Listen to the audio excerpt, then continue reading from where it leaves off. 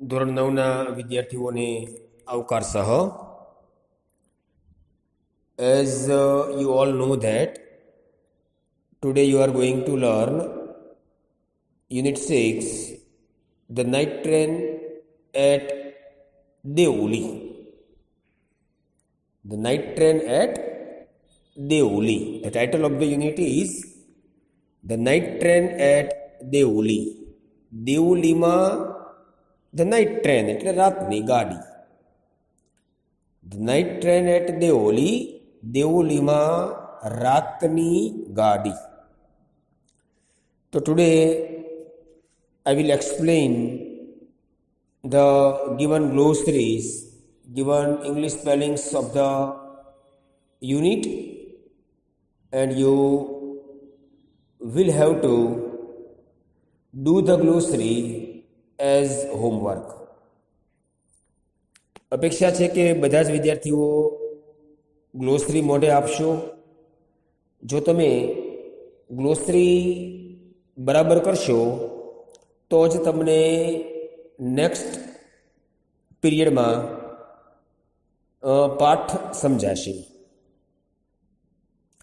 એટલે આળસ કંખેરી અને બરાબર બધા આજનું હોમવર્ક આપશો તેવી અપેક્ષા સહ આપણે ગ્લોસરીની શરૂઆત કરીએ. તો ફર્સ્ટ વર્ડ છે પ્લેન્સ. PLAINS.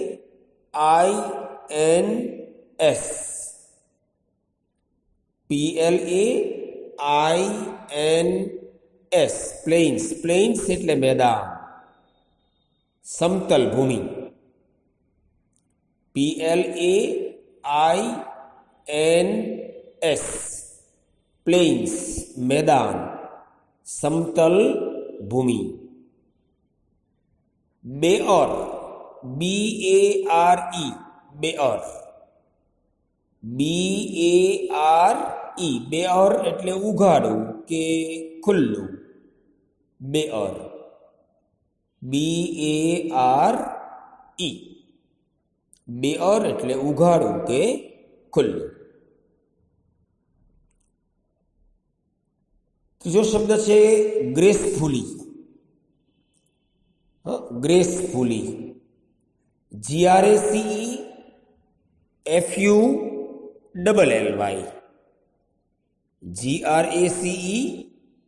GRACEFULLY. ગ્રેસફુલી એટલે મોહક રીતે, મોહક અદાથી, આકર્ષક રીતે એમ પણ કહી શકાય.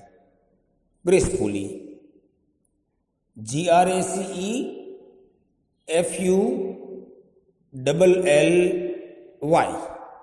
ગ્રેસફુલી એટલે મોહક અદાથી, એટલે કે આકર્ષક રીતે.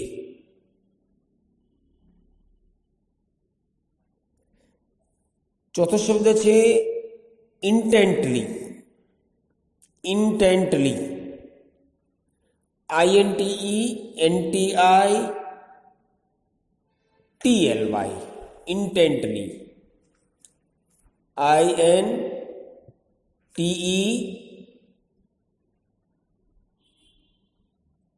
INTENTITLY. ઇન્ટેન્ટલી. ઇન્ટેન્ટલી એટલે આતુરતાથી. INTENTITLY. ઇન્ટેન્ટલી. આતુરતાથી, ઉત્સુકતાથી. ઇન્ટેન્ટલી.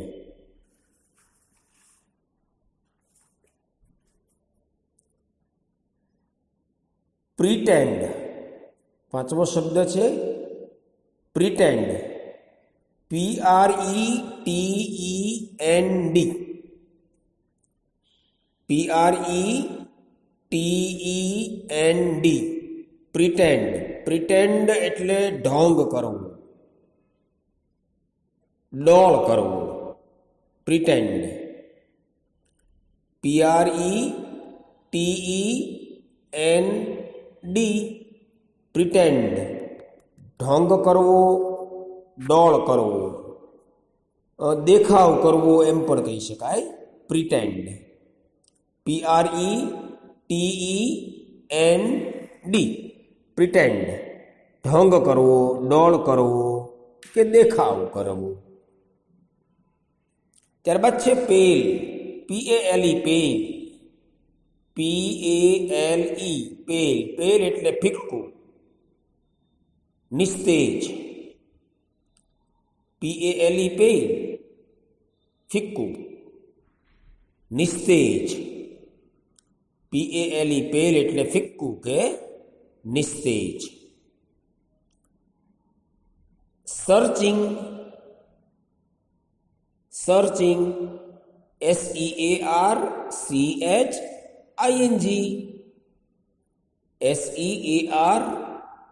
SEARCHING, સર્ચિંગ, કંઈક શોધતું. કારણ કે સર્ચ છે ને, SEARCH, સર્ચ એ બેઝ વર્ડ છે, બેઝ વર્બ છે, મૂળ ક્રિયાપદ છે. SEARCH સર્ચ એટલે શોધવું અને સર્ચિંગ એટલે શોધતું. SEARCHING, સર્ચિંગ એટલે શોધતું, સર્ચિંગ, શોધતું.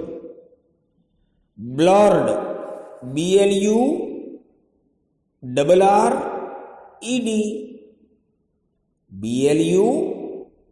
BLURRED, બ્લર્ડ. બ્લર્ડ એટલે ઝાંખું. BLURRED, બ્લર્ડ. બ્લડ અને ડ ઉપર રે, બ્લડ વંચાય, blood. The pronunciation is blood, ઉચ્ચાર બ્લડ છે. લખીએ તો બ અડધો, લ, ડ અને ડ ઉપર રેપ, બ્લડ. BLURRED, બ્લર્ડ એટલે ઝાંખું. નોટ જ બટ ઝ, ઝાંખું. જ અને ઝ ખ્યાલ છે ને, જ અને ઝ. કદાચ તમે એવું શીખ્યા હશો પ્રાઇમરીમાં કે જમરૂખનો જ અને ઝબલાનો ઝ. પણ both the pronunciation R different. જ એન્ડ ઝ. પછી જમરૂખનો જ અને ઝબલાનો ઝ એવું કહેવાની જરૂર નથી. એક જ છે અને બીજો ઝ છે. એક જ છે અને બીજો ઝ છે. જ એન્ડ ઝ. બ્લર્ડ, BLURRED, બ્લર્ડ, ઝાંખું. Distant, DISTANT,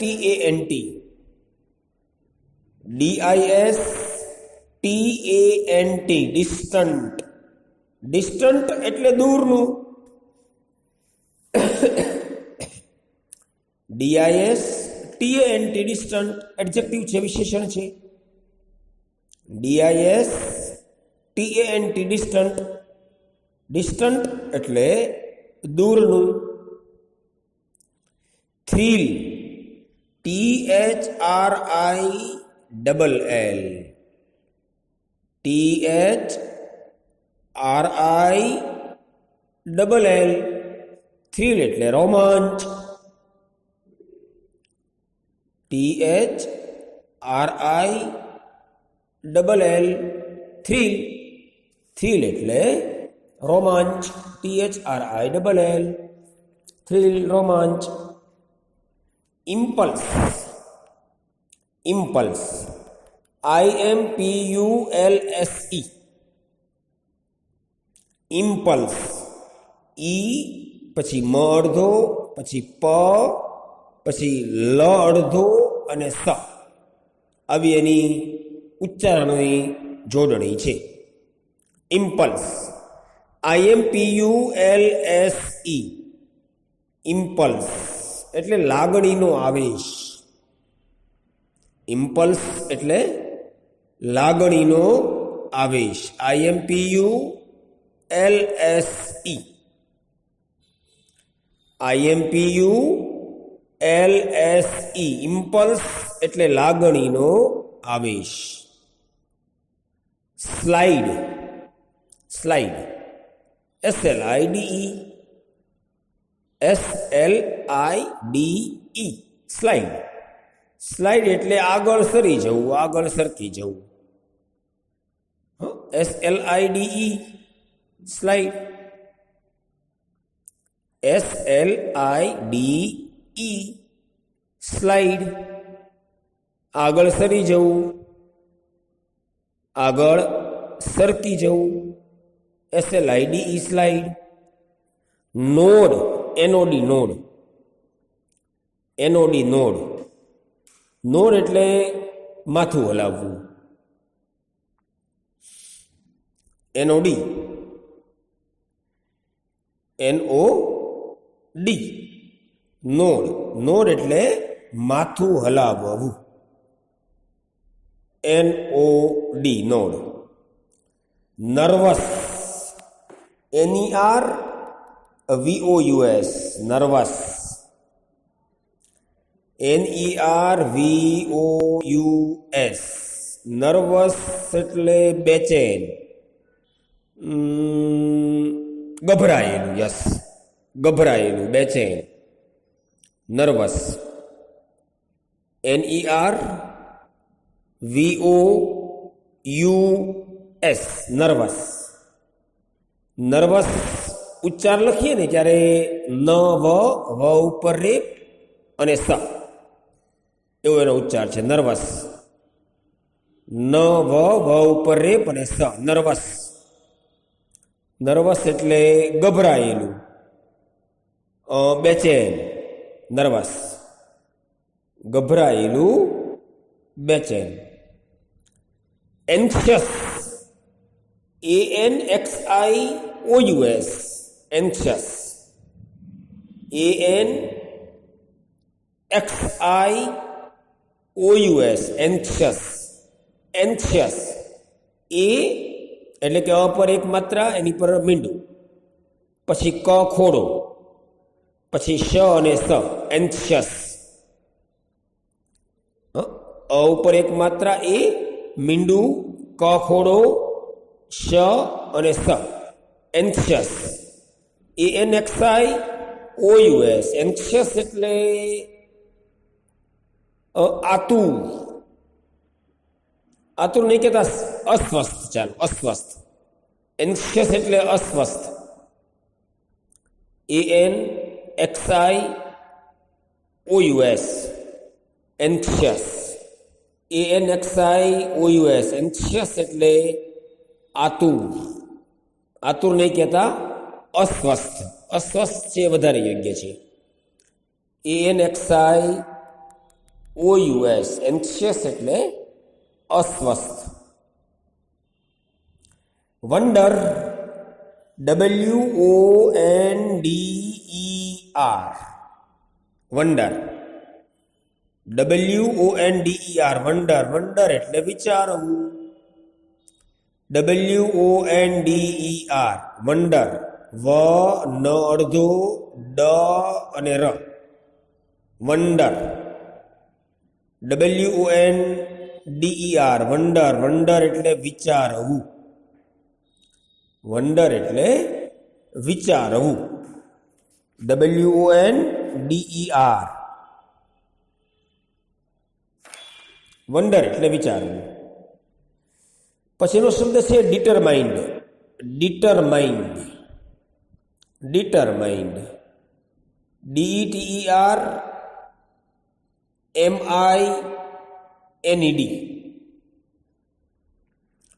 DETERMINED, determined. Determined એટલે કૃત નિશ્ચય. Determined. DETERMINED,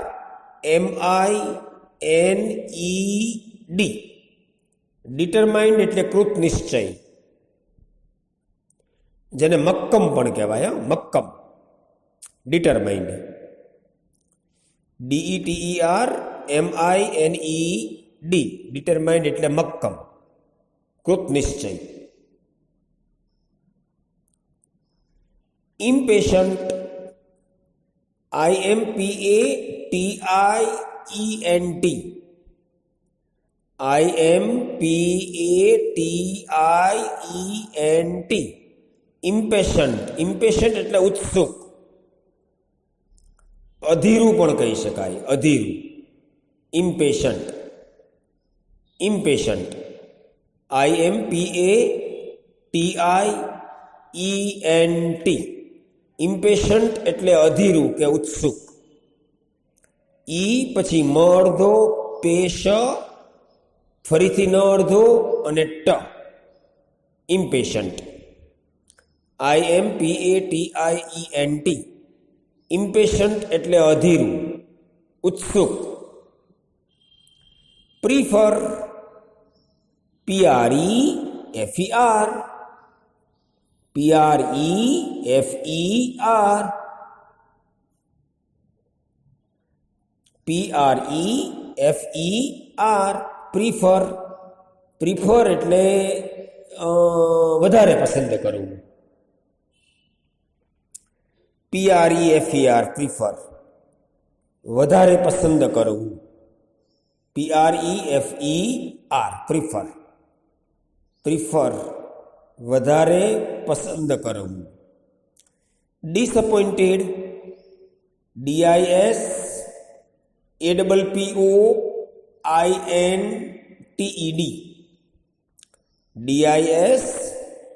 DISAPPOINTED. Disappointed. Disappointed એટલે નિરાશ. DISAPPOINTED. ડિસઅપોઇન્ટેડ. ડિસઅપોઇન્ટેડ એટલે નિરાશ.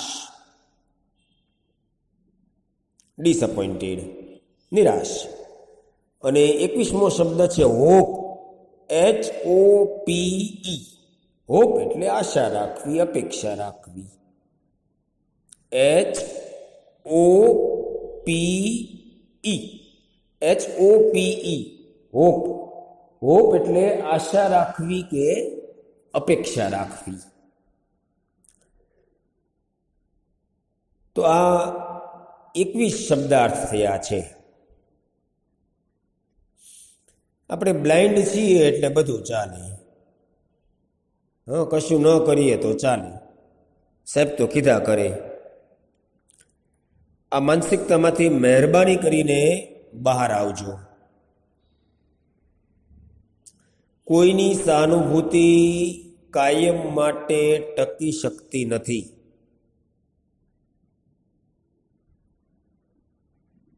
મારો કહેવાનો મિનિંગ તમને સમજી ગયા હશો. તમારા માતા પિતા યાદ છે ત્યાં સુધી તમને વધારે સહાનુભૂતિ રહે.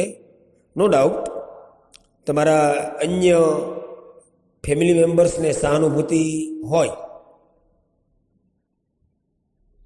પણ શું આપણે એમ જ જીવવાનું? કોઈની સહાનુભૂતિ સાથે જ આખું જીવન પૂરું કરવાનું? બિલકુલ નહીં. અને એટલે જ હું તમને વારંવાર કહું છું કે મહેનત કરો. જો તમે બરાબર અંગ્રેજીમાં ધ્યાન આપશો તો જ તમને કોઈક નોકરીની આશા રહેશે. કારણ કે કોઈ પણ સર્વિસ માટે તમે જ્યારે એક્ઝામ આપવા જાઓ છો ને ત્યારે એમાં ઇંગ્લિશનું વેઇટેજ હોય છે. અને એના માટે તમારે અત્યારથી જ સજાગ થઈ અને અંગ્રેજીમાં બરાબર ધ્યાન આપવું જોઈએ. પછી આગળ ઉપર થઈ જશે એમ નહીં. કોઈક આપણા વિદ્યાર્થીઓ હોય, બ્લાઇન્ડ વિદ્યાર્થીઓ, આપણા પ્રજ્ઞાચક્ષુ બાળકો હોય, તમારા મિત્રો હોય, એમને પૂછજો કે જેમણે કોઈ આવી એકાદ એક્ઝામ અપિયર કરી હોય એમને પૂછજો કે કેવું અંગ્રેજી પૂછાય છે. રાઇટરની હેલ્પ લીધી, 10મું પાસ થઈ ગયા, 12મું પાસ થઈ ગયા, કોઈ XYZ વિષય રાખીને કોલેજ કરી નાખી. That is nothing. માત્ર એજ્યુકેશનલ ડિગ્રી છે ને હવે કામમાં નહીં લાગે. You must have sum extra ordinary skill. તમારામાં વિશેષ કૌશલ્ય હશે ને તો જ કોઈ નોકરીની અપેક્ષા રહેશે કે સમાજમાં આપણું નામ રહેશે. તો અપેક્ષા છે કે 21 શબ્દો દરેક વિદ્યાર્થીઓ આજે મને મોઢે આપી દે. દર વીકલી મિટિંગમાં જે વિદ્યાર્થીઓ હોમવર્ક આપે છે એમની પણ નોંધ થાય છે, જે વિદ્યાર્થીઓ હોમવર્ક નથી આપતા એમની પણ નોંધ થાય છે, અને તમારે જે ઇન્ટરનલ માર્ક્સ લેવાના હોય છે એ આ હોમવર્કના નિયમિતતાના આધારે હું આપવાનો છું. એટલે કોઈને એમ ન થાય કે ઠીક છે સાહેબ તો ઇન્ટરનલ માર્ક્સ મૂકી દેશે ને એટલે પાસ થઈ જશું ને ઇંગ્લિશમાં પાસ થવાય તો ઘણું. બિલકુલ એવું નહીં વિચારતા. તમે જે રીતે હોમવર્ક આપ્યું છે એ જ રીતે હું ઇન્ટરનલ માર્ક્સ મૂકીશ, અને મને 20માંથી 0 મૂકતા પણ સહેજે મારા હાથ કાંપશે નહીં, કારણ કે તમે કશું કર્યું જ નથી. તો હાઉ કેન આઈ, હું તમને કેવી રીતે હેલ્પ કરી શકું? તો please be ready for hard work. શરૂઆતમાં તમને એવું લાગશે કે એક શબ્દ મોઢે કરતાં વારંવાર સાંભળવો પડે છે, પણ એકવાર તમે ટેવાઈ જશો ને પછી ગ્લોસરી માત્ર એકવાર સાંભળવાથી તમને મોઢે થઈ જશે. અને આવા આપણા ભૂતકાળના વિદ્યાર્થીઓ છે ને, ભૂતપૂર્વ વિદ્યાર્થીઓ, એમનો અનુભવ પણ આ છે. એટલે please be ready, please be mentally prepared and set to work with a hopeful hope. Goodbye.